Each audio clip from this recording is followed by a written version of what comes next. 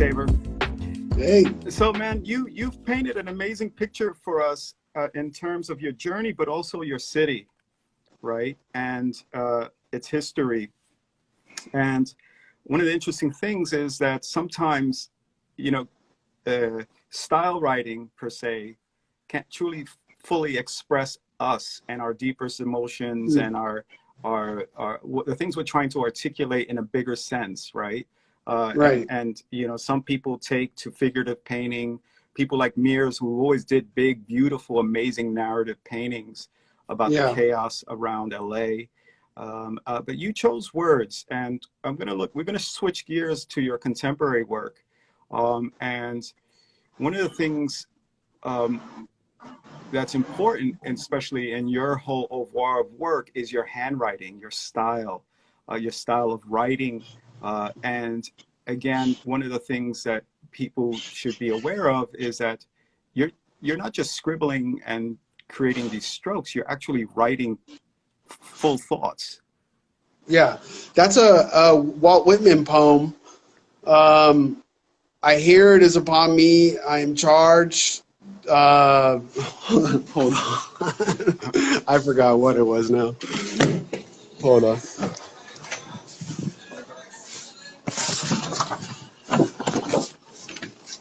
It's amazing. You could even read it. I can just read bits of it. Yeah, it says, oh, no, that's the revolution will not be televised. The revolution will not be brought to you by the networks. The revolution will not be brought to you by the corporations. The revolution will not be brought to you by the institutions. The revolution will not be brought to you by politicians. The revolution will be brought to you by you. That's what that one says. Nice, echoing Gil Scott-Heron, of course.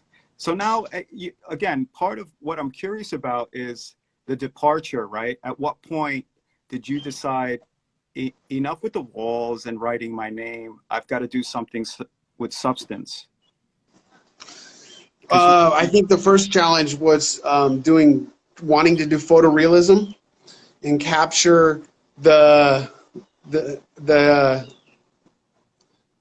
eeriness of light at night and those like mysterious narratives that aren't necessarily relevant or relevant, like, you know, right in front of you, but something that you can read into. So I love the aspect and the challenge of trying to do photorealism, but I can't get away from the motion of the alchemy of wild style. So the alchemy of wild style is, to me, what frees it from the name itself. And it's the idea that we're searching for this expression that has to also at one point engage with the world. And that's where that battle aspect comes in. That's where the complexities and the futurism and all that. But the idea of abstraction, the idea that you can take something and make it look different with those rules. And then once I think we took it to the brush, we realized that the name isn't necessarily relevant once you put it on a canvas. You know what I'm saying? Because for me, it's like that one's a Walt Whitman poem from a long time ago. So it's really not what you write, it's what you have to say. And again, one of the things that's interesting, you know, this is nothing new in your story, because as you were doing graffiti, you were also doing secret painting. So you've really been kind of seeking out very quietly a new way to express yourself. Right. I think too, it had a lot to do with the challenge, but also that I had these other personalities or these other ambitions that necessarily weren't solely driven by graffiti, but they were like a ephemeral to it, you know? So it was like, if I could keep doing these paintings, then I could, you know, try other things. But for me, the printing process was really something I find fascinating. And you know, the idea of doing a serigraph, you know, hand pulled fine art print, it's a lot of fun. And the idea of creating multiples, I really love that aspect. You know, to the idea of the material. So that's holographic paper that basically just freestyled by wiping and scratching away with the oil-based Rust-Oleum. What's nice about the oil-based Rust-Oleum is it levels itself out. It kind of flattens, and so there's no. It's nice and smooth, and then you could just scratch it. And that was the result. What's interesting about this type of work, again, you're completely distancing yourself from a familiar muscle memory and writing your name. Now you just kind of emotionally invested yourself, and this kind of action painting that, you know, is again something that was baked into your style writing on the walls as well. Well, too, it's the idea of like, how do you paint a line that's 20 feet long? And that challenge in creating those long strokes, basically, I think it would go to waste, not fully, but to a certain degree as I get older, not to be able to use that ability, because it's a very physical, you know, it has that motion and it has that footing and it has the way, you know, the way you balance, and those things take a lot of practice. And even when I paint now, sometimes I feel rusty and I have to, you know, kind of get warmed up, I guess you could say. But it's the idea of motion and creating that record of motion. I really enjoy that aspect of it.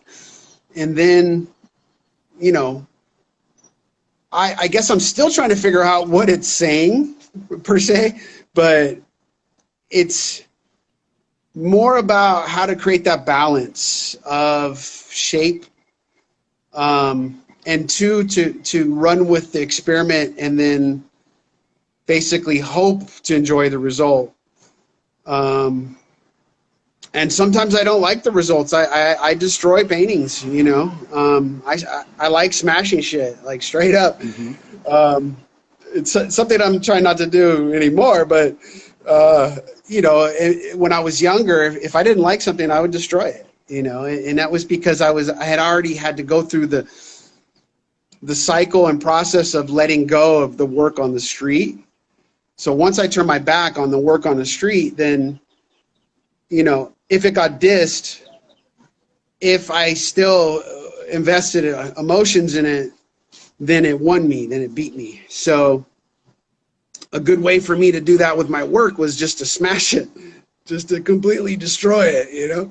You know, your worst is probably the best of most, you know, and I'm glad you're wise enough to just kind of hold on even to the worst of them. Right. And again, you're finding process, these other processes of reproduction satisfying. And again, like you said, you know, it allows you to kind of extend your voice, given the kind of challenges you face and the kind of, you know, again, you want to reach more people, which right. is really important. One of the things I want to tap into with you and is this, the controversy you had around painting the American flag and that American flag series. Why don't you give us some background on that? I mean, that was out of pure desperation. The hell that I had already been experiencing at that point, there was no end in sight, and you know, I kept having these seizures, and they just kept going on and on and on, and basically I just would wake up in emergency rooms and then kick back out on the street. And I mean, it happened 100 times, you know, and nobody would help me. Nobody would guide me. Nobody would even give a shit, because everybody would accuse me of being a drug addict. Wow. And I would always tell them, test me. I'm not even, you know, like I'm not a drug addict. Like test me, you know. But I was out of pure desperation, and you know, I've kind of have a better sense of politics now, I guess you could say. But back then, that was kind of my first time I got sucked into it. I wasn't prepared for it. I didn't even expect it. And like I said, I did it out of pure desperation, just so somebody somewhere might see that I was going through this severe condition. And Did you that find was people it. step up after the publicity? No, because they couldn't, because the way the laws were written with the pre-existing condition clauses, nobody could treat me. So basically, I would find neurologists that would be open to giving me 5 minutes once every 2 months.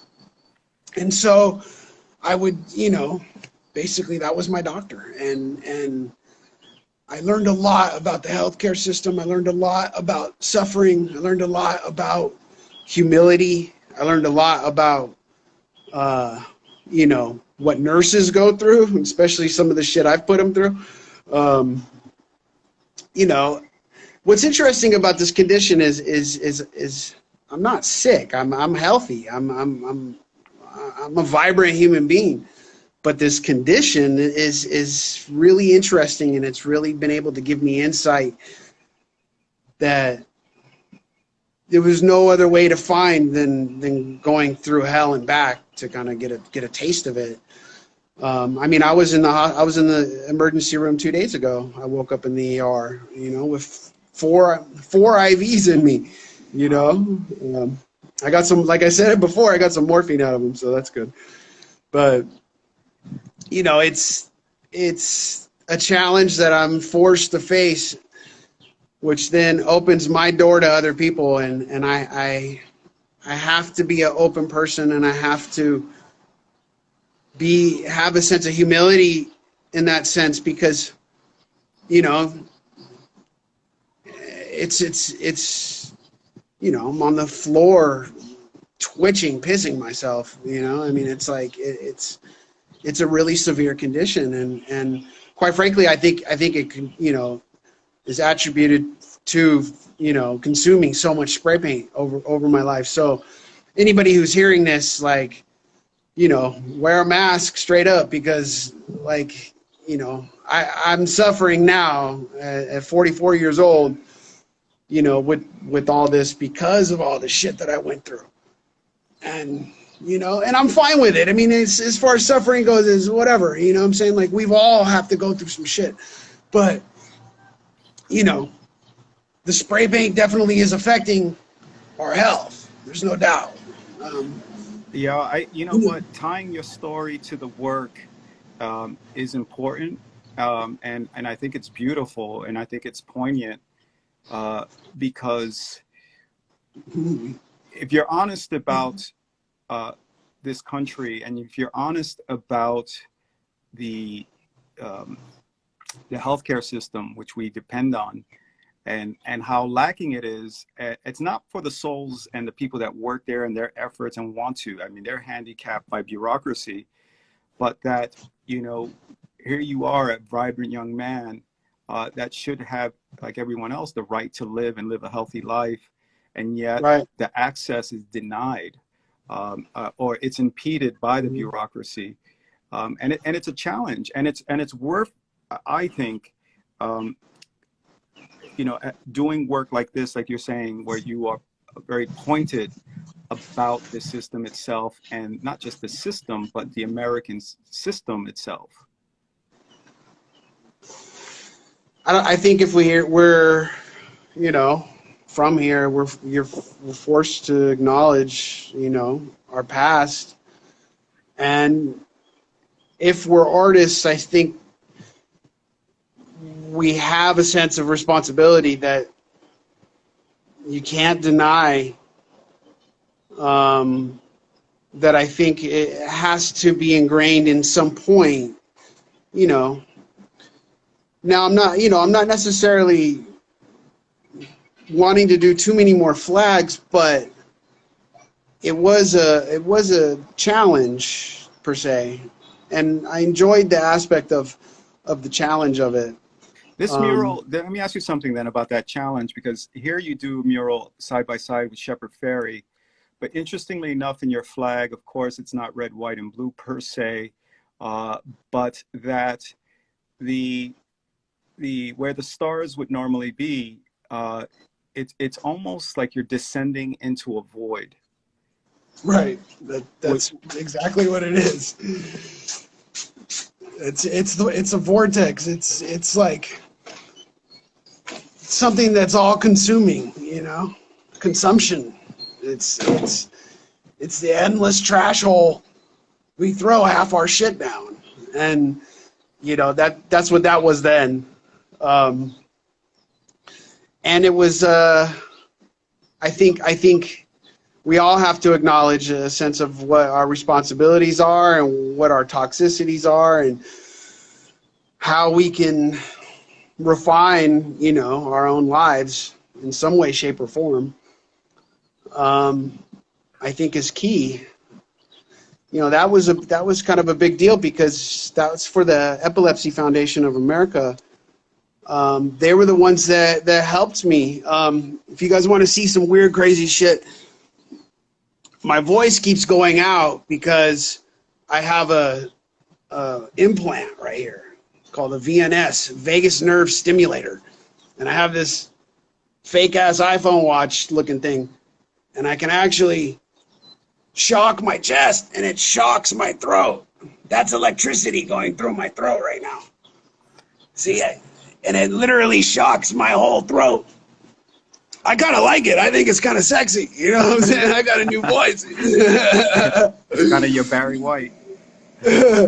But it was kind of a last hope as far as how to deal with this condition. And it was my buddy Nate and Susan at the Epilepsy Foundation that reached out to me and got me in touch with this doctor that made it happen. And so they're basically, you know, I just got this about 8 months ago, so my body's still trying to adjust to it.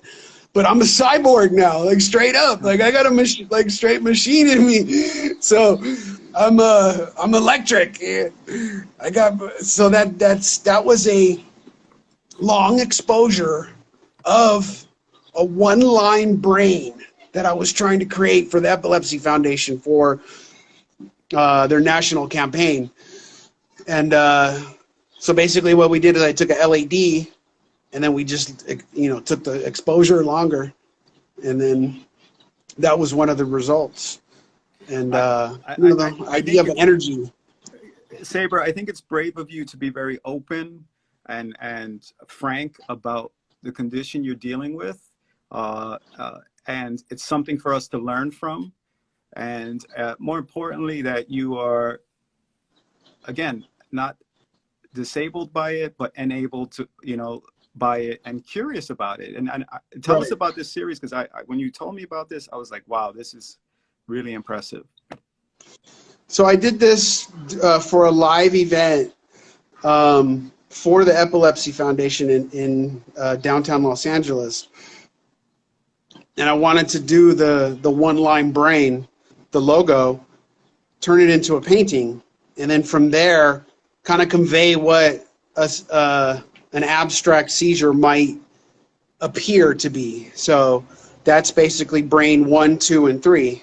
The brain, and then all of a sudden it starts to get intense, the electricity, and then it just goes apeshit, and that's basically the sequence of, you know, what 1, 2, and 3 is. And it's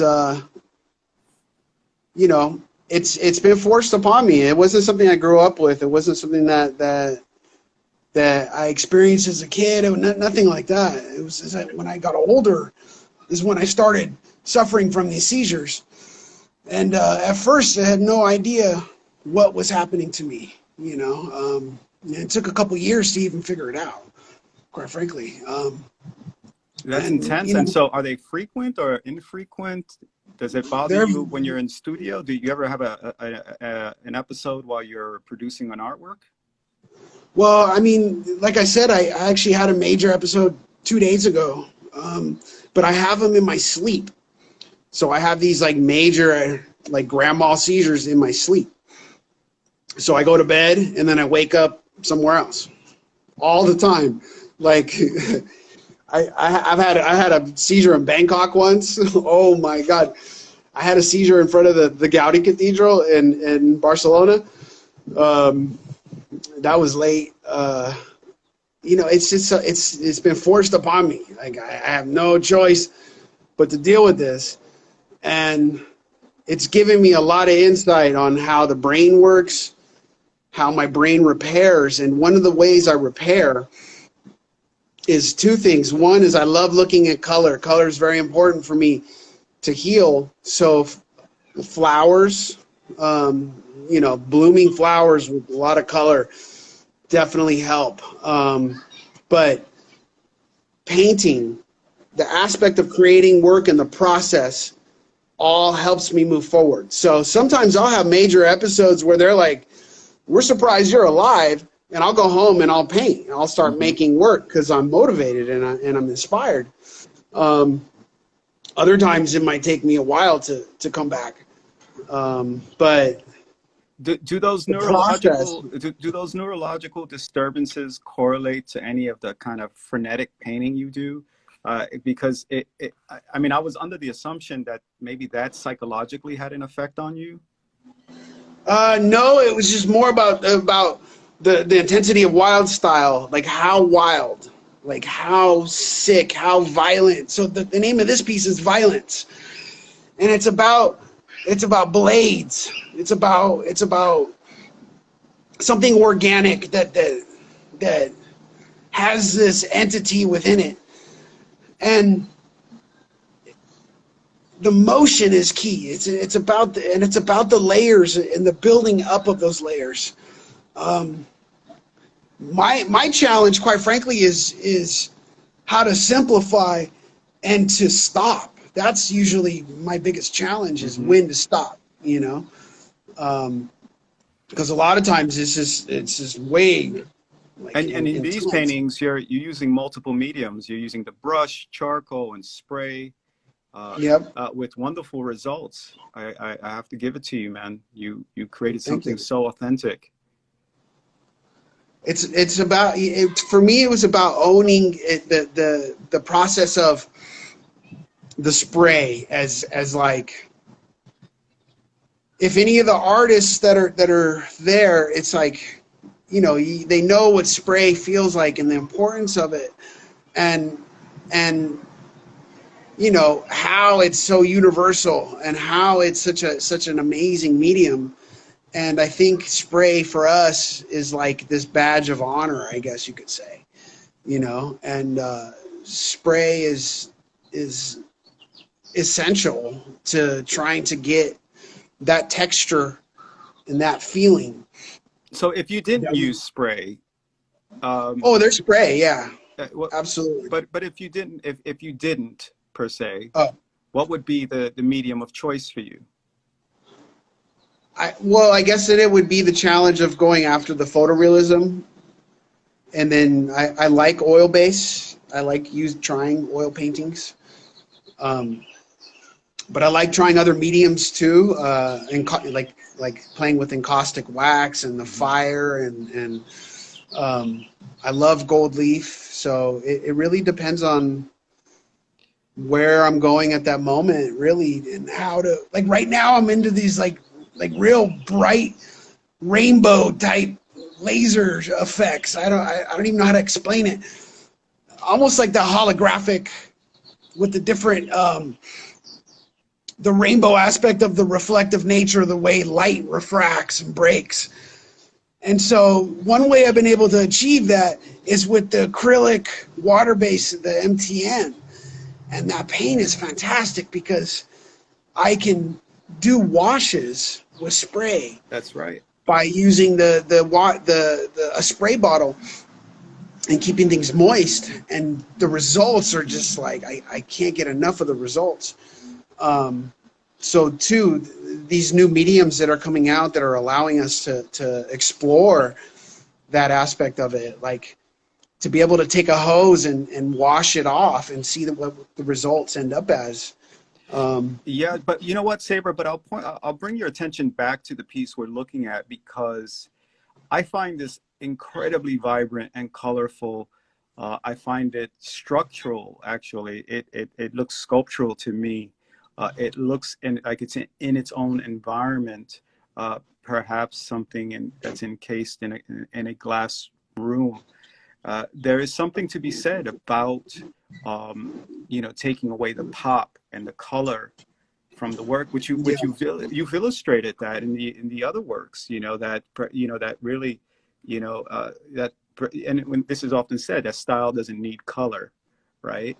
That the minimal use of color brings out a different kind of color and a sense of color and depth and movement. Yeah. Well, too, it's the challenge too of like how to minimize something, or how to like create those combinations, those color combinations. But also in minimizing, you know, that some of the works you were exploring were kind of devoid of everything you've already been doing. Yeah. I was trying to, I wanted to remove the name aspect of it, because I felt like I was, when it came to the painting, that I was trapping myself in the name, and that this free flow aspect of it was taken away fully once I included the name, because the structure had to be there. I think the name is it's like as if you took a name, a wild style, and then you just took the name away, like metaphorically speaking per se. And then you had the challenge of how to create the same wild style, the same complexities, without using the pathways. Right. And so then all of a sudden I was challenged with, well, what are the pathways? Like, what is a pathway at that point? So one way I do that is I'll just tag on a canvas. I'll just blast it. I'll tag all over it and then paint over it and wash over it, and then allow just those little bits come through. And then those give me building points to start from. Not necessarily for this piece, but and this was an interesting piece because this was in Bangkok, and they were celebrating the king, so everything was painted black, the whole city. 7-Eleven, fucking McDonald's, like everything was black. So it was really like cultish, but amazing at the same time. So I think this one was Mega City or something. I forgot what the title was, but it was in reference to my experience with the celebration of the king in Bangkok, which I found fascinating. But you know, I always like to get inspired by these particular instances. Like these certain things just hit me at times where I can't get it out of my head. And if I don't challenge it, then I feel like there's a part of me that failed. And so that feeling, like it's about defeating that feeling. And it was about, you know, not allowing it to consume me. And, you know, now as a father, obviously those tactics don't work anymore, you know, one bit. But so I've learned a lot more since then. But it was an aspect of the challenge and not allowing myself to back down. Really. And so you're comfortable with the results, I imagine. I am, because it feels so good. It feels like I can't find anything else that feels better. I've tried everything. Like trust me, I've tried everything. Nothing feels better. Nothing feels better, and that's, you know, I guess why we all do this. You know. Yeah, I agree. I agree. I think even in my own process over the years, it's about distilling it's kind of unlearning. And I think, you know, Picasso Right. famously said that, you know, he's been trying so hard to unlearn everything so he can draw like a child. But Right. you know, the thing is that when you think about as we review your work, you know, how heavily invested they are, both in philosophy, both in practice and material, and like you said, you know, to try to get to the most purest and accessible emotion without overthinking it, just being it. Right. I think one of the challenges was overthinking things and trying to understand the mental nature of overthinking things. I think definitely the obsessive compulsive nature that kind of I have forced me to think about things, and it wouldn't let me go, and it was always this way. And so one thing that gratified me and gave me gifts back was making work, was the feeling of applying paint and the results, and still not quite getting it where I want it, but still feeling it. And it's like, it's something that if I don't do, I know something's wrong. Like, even when I'm unwell, even when my life is a complete train wreck, I still make work. And it's because if I don't keep moving and keep creating, then it's like things stop. And that feeling, it's almost like running at full speed, and then you just stop, and then feeling what that feels like inside. You know what I'm saying? And to me, painting and creating the work, there's so many different aspects to it that are gratifying, that help with insight and practice and business. You know, it's like sorcery at one point. You know what's funny is I tell people I'm like a magician and a politician, and it's the two aspects of the both, where it's like I'm trying to sell you an idea that doesn't exist yet, you know, and that's key to the business and the art world, you know, is how do you create an idea that doesn't exist? How do you manifest it? And process, to me, is key. Process, you know, I mean, and I have jealous aspects. I have ego problems. I have all those things that normal people have, I guess. But for me, it's chasing the feeling. Chasing the feeling is key.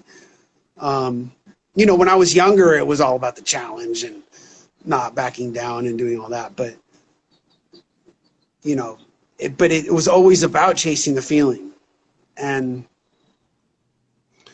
trying to mimic it and trying to recreate it and clone it and package it and redistribute it and regrow it and replant it and just everything. You know what I'm saying? Think about like everyone that has a process that wants to create. It's like, how do you begin? How do you start? And it all starts with a pencil. It all starts with drawing. It all starts with that first challenge of like, well, I'm going to turn everything else off, and I'm going to spend time doing this. I'm going to spend the time that it takes to find a result. And I was willing to, I guess I was obsessive compulsive enough to be able to take paintings that took long times and say, well, if it's going to take me 6 months, I'll spend 6 months, you know? You know, I see where my time is valuable now, especially as a father, and all the shit I got to do and all, and all the stuff that goes down, you know, and my kids they run the show at this point, you know, so I'm basically like, I'm playing backseat right now, and I like it like this, you know, it's good, because my children are teaching me so much about the world. I was an only child, so I was in my head the whole time. Like, I was just lurking around all by myself, like trying to get into shit, you know. I didn't know how to relate to people. I just tried so hard to, you know. That's what makes sense that graffiti would lure you in. Oh, absolutely. I want to make one point about what you were just talking about, and I so appreciate your candid views on all this stuff, and about the journey. And one of the things, as I look at this painting, and you're saying you're searching and you're processing and growing, and you know, to me, everything you've been looking for was always right in front of you. Right. This is just the macro view, right? This is just Right. zooming in on everything we've looked at, from the walls, the graffiti spray painting walls, to the environment of LA, to the if I could go back to what's even underneath all this stuff. I think it's all the macro that you realize, wait a minute, that's the energy source. Yeah. That's the freedom. I've been over expressing it, when in fact it's always underneath. And perhaps I think that is kind of, you know, the metaphor of how you're viewing life a bit, right? I think when you strip it all the way down and you really think about what's important, you then come up with the motion. You come up with that applying that line, whatever it is. And once you break each one of them down, they become their own entities. They become their own sources of energy, because they're always in relation to what's around it. And I think that's what we miss a lot of times, is what's in relationship around it. And I think graffiti is a direct source to understanding what's in relationship to around it, because it forces it upon you.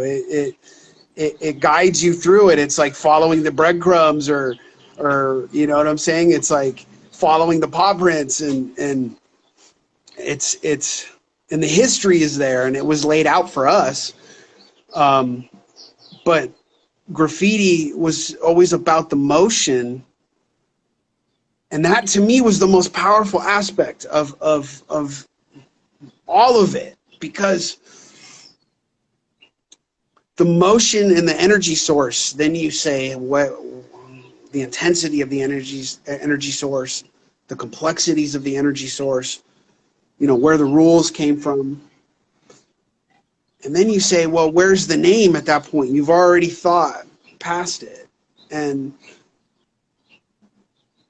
I guess I'm still trying to figure out what the energy source looks like.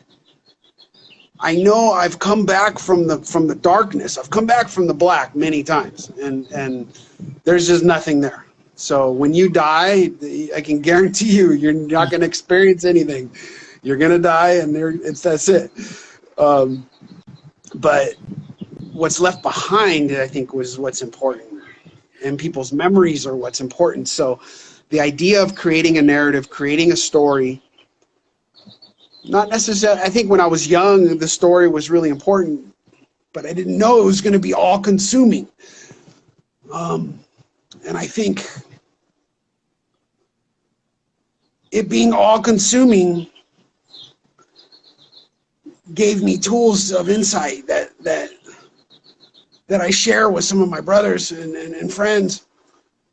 And, you know, what is that insight? What is that? What is the pattern? What is the pattern? That's not Saber. That's not the name itself. How do you describe yourself when you're just talking about yourself as opposed to the name? then that's when it comes into the philosophy of style. And then you go, well, what is style? You know, then you go into like some straight kung fu shit, Yeah. Robotech, and you might as well be like, you know, Kung Fu Robotech to win, you know? So. Right. But that's a good point, because the thing is, again, with there's a difference between style and substance, right? In Right. that the work you're doing is substance. And whereas this type of painting and look that's distressed and, abstract, expressionistic is in vogue, right? So in much of the art world, it's very decorative and meaningless, right? Because it doesn't have the narrative, as you say. It's not connected to a bigger story or a Right. deeper emotion, for that matter.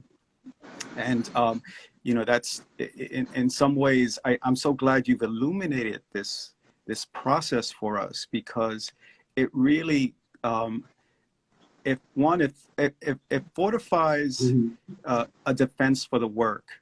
You know what I'm saying? Right. That this isn't fluff, this isn't bullshit, this is an authentic No. experience and process over many, many years and hours. We want a seat at the table. I mean, there's no doubt that this movement deserves a seat at the table. And, you know, myself, you know, I mean, there's an ego aspect to it. But there's also a nice aspect of having people not know who the fuck you are. There's a good aspect to that. But I think the story of what has happened on the bigger picture, I think, is worth a look.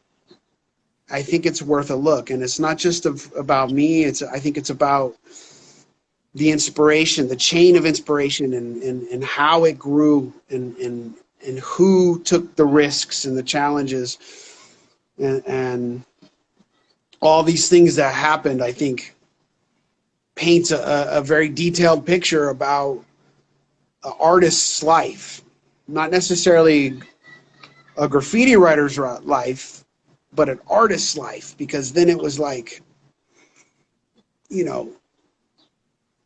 But still, the main badge of honor that we'll still carry is to be able to say that I'm a graffiti writer. I mean, that's like still the one thing that is like makes us a little different than everybody else, I guess. You know, who isn't, that might not understand that aspect of it. And I feel like we have a responsibility to carry this legacy on in some way, shape, or form, either by storytelling or by recreating the work and recreating the tools and the applications that we learned. I mean, I think one aspect that is interesting, like, for instance, Revoke, he does, you know, some people are like, why the fuck is he painting lines? Like, what is that all about? But then you dig further, then you realize it's about the texture, the life, the moment of point A to point B from that application and that process. And then it's like capturing the spray can, like almost more to like turning it into a monument that to own the texture of spray paint. You know, it's like to a certain degree. Yeah. The thing is that you guys, and I try to express this to a lot of people, both in academia and in the business of art, and us with the artists, that we have a challenge in front of us in redefining ourselves as grown-ups and as artists, right? And that we have to challenge our process and our ideas so much more in order to advance art making into the future. And of course, that doesn't happen without inheriting the past, whether it's graffiti, abstract expressionism, minimalism, pop art, constructivism, whatever it may be. And that we are well aware of all those movements, but we are distinctively aware of our own and the special aspects of our culture, right? Whether it's the use of material, the history of how we painted, and again, that's one of the things that comes through in all of this, and understanding the journey, that even if you're well versed in art history and how art is made in the contemporary space, writers have a completely distinct and unique view on art making and process. Right. Well, too, just the fact that other people are going to engage with it automatically is part of it. So once you put it out there into the world, the results are undefined, and all of a sudden anything can happen. And I always found that fascinating. I found the aspect of domino effects and cause and effects. I always found very, very fascinating. So what was the cause and effect of going from something like this that was signature style to something like this? I think it's about the motion.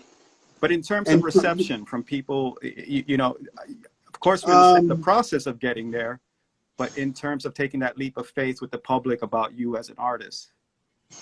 I think it comes to individual tastes. I think people kind of have their own ideas and their own head about what they like, and sometimes some people look at things and I have to explain it, and other times other people just love it and get it. I think it comes down to individual tastes. Do you feel like people would want to pigeonhole you in terms of a style, of an aesthetic of yours? Not necessarily, but I think we have a tendency as self-destructive nature to kind of pigeonhole ourselves. And I think that at least I've had to deal with that aspect of, the psychological and emotional aspect of art making. I think learning how not to pigeonhole yourself is key, and how to kind of move forward with some sort of sustainability and how to continue to create. Yeah. I think that's key. So on that point, two things I want to talk to you about next. First of all, how are you doing during this period of Corona? How is it affecting your art and the business of your art? And also, I want to big you up on the recent release of biohazard sticker packs. Some folks have been mentioning it and bigging it up. So I want people to know that they're still available as well at shop.saber.com, correct? Yeah. So tell me, what is this moment brought to your table? Well, being indoors has been obviously, having everything stop, and my kids' school stopping. So it's kind of no different than a weird summer, that just never ends. But I think too, it's forced me to deal with the aspect of, my role as a father, and how right now that's kind of primary and key to everything, really, because we got to hold this down, and things are unsure. But I was going through the Uline catalog, and I noticed these biohazard stickers, and I was like, oh, those are the shit. So that's it. Then I saw the quarantine stickers. I was like, oh, these are great. I actually got a new one. I got some new stickers coming too, so I'm excited about those. But I probably tagged like over 3,000 times. Wow. I've probably done like 3,000 stickers in the last 3 weeks. My hands sore. You should see the tips of my fingers are all cut from cutting all the stickers. So why not just go to print with them? What is it about actually applying your signature by hand that's so important to you? I think it's the process. It's wanting to see it and just keep seeing it. You know what I'm saying? the style of it and the one-time aspect of it. But two, I like the fact that I won't know where these will go, and they'll just end up, you know, in so many different places. So the fact that it's my hand, that it's, you know, it's me really doing it, I think is important, because then it's a real tag. It's really my tag. It's really me. It's a piece of me. Question for you: is it a work of art? Sure, I think so. I think everything could be at that point. You know what I'm saying? Like whatever idea that you didn't have before that somehow manifested itself is a piece of art, I think. Awesome. So You know? Saber, in the last few minutes, I want to take questions from everyone. And before I do, Sure. I really, on behalf of the Museum of Graffiti, Allison and Kat and our team, we really want to thank you for taking so much of your time to share with us and our viewers. Oh, thank you. You're an exceptional artist, brother, and I really appreciate you. So, folks, I want to take some questions now, so please shoot them through.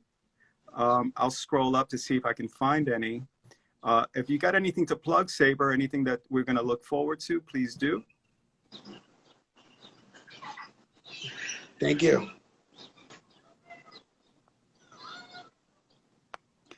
Okay. Future LA shows.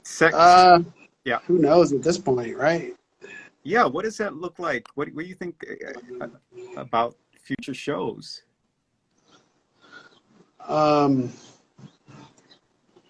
I mean, that has to be a real smart, strategic approach, really, because it takes so much resources and so much time and energy. Let's see. I'd like to do something. I'd like to try, you know, but right now, obviously, things are so uncertain. It's Sorrow Silence asks, what was your inspiration for separation anxiety painting? I think I was just young and just hungry, trying to figure out how to paint. And it was about like feeling guilty. So the aspects of guilt and how it affects you and how it creates separation anxiety, and it creates all these weird things in your head. You know, it was when I was young when I painted that, but it was a challenge that I wanted to try with oil. So got it. So you have a question from Tech Uno, which I think is an important question, which we discussed at one point. Can you talk about how painting so big is connected to how big the wall space is in California compared to New York City? I mean, it's a good point, because that really goes to the environment that we live in, and the fact that the city is so spread out and there's these giant walls everywhere, and the freeway and the river. There was a lot of real estate to understand and look at when you look at spots, yards, and how to get your name out there on that level. It was like there were certain walls that you had to hit just because of the real estate, you know, and to get that concrete and to have that name there. It's endless. It's absolutely endless. Like how much concrete. I used to buff graffiti as community service. I had hundreds of hours of buffing gang graffiti on the west side, and we used to have to get police escorts to buff. It would take us too long because the square footage was so long to buff these tags that we couldn't get in and out to paint out the tags before they would try to start shooting at us. So I was cleanup detail, and it was just the idea that it was just so much square footage. There's no way to cover it all, you know. And I have another question for you from Trackside Design. Can you elaborate on some of the health issues effects from spray paint? I think the aspects of really consuming anything like that, it throws a free radical in your body that basically could manifest itself in any direction. So there's no predetermined way to say that if you do spray paint that this is going to affect you. But for sure, you know, definitely spray paint has affected me. Your body doesn't process it. It doesn't process. One time I got my hair analysis done to see what heavy metals I had, and the aluminum was so off the chart that they had to get a new sheet of paper just for the aluminum graph, just for that little piece. And so, you know, it's just about understanding your body more and understanding, you know, I abused myself, you know, as hard as I could, quite frankly. I saw it as a way to kind of toughen my hide and to kind of strengthen, I guess, the softer side of things, you could say. No, and it makes sense that you're using the Montana cans, the water-based ones. I switched up to those the minute they came out because you could use them indoors. They're great paint. That was a big fantastic. plus. You have another question from Rude J. How was your experience at Celestial Records? Oh, wow. That's, I mean, Daddy Kev, Shag, I mean, meeting all those guys then, you know, Mike and I, bus driver, being able to paint my live with Mir while these dudes are freestyling like the sickest wild style, fucking, you know, unbelievable rhymes. I mean, it's just way over the top. It also translated that organic, complex, wild style was also translating into the music, and Celestial was a good example of that because they took on all aspects of it. So it was like the jungle music, you know, the electronic music, the hip hop. That was an exciting time for sure. And, you know, that was fun, man. He made my first website. Speaking of which, Jungle, tomorrow, folks, we have Goldie joining us. Oh, wow. Yeah. So again, when we talk about music and the culture, it's so intertwined. Nice. So this is our last minute, folks. And so again, I want to thank you again, Saber, for enlightening us and spending time with us and supporting the effort of the museum. Of course, you know, because our goal, our mission is to celebrate ourselves and help preserve ourselves and educate people about the work and stories of our lives. Right. So that said, you know, thank you again. And no, thank you. Yeah, man. And this was amazing. Fun. Yeah, you know, it's an honor. Man, I was watching you. I was 12 years old watching you. I was tracing your pieces when I was 12. Here we are, grown-ass men, right? Here we are. Oh, man. Oh, so good. Yeah, we continue our mission, man. And tomorrow we have Goldie, and then following him we have Scheme. Oh, wow. Should be exciting. Yeah, and then that's another big one for me with Scheme. Yeah, tune in. It'll be interesting. Yeah. It'll be really cool, man. Hell so yeah. That's it, folks. I'm counting down the seconds. Thank you, everybody. Yeah, I appreciate everybody. Thank you. Helio Braves, what's up, bro? So that said, much love, brother. Be safe. Thank you, guys. Much love to you and your family. Yeah, you too. Thank you, everybody. Have a good night. Night. Thank you.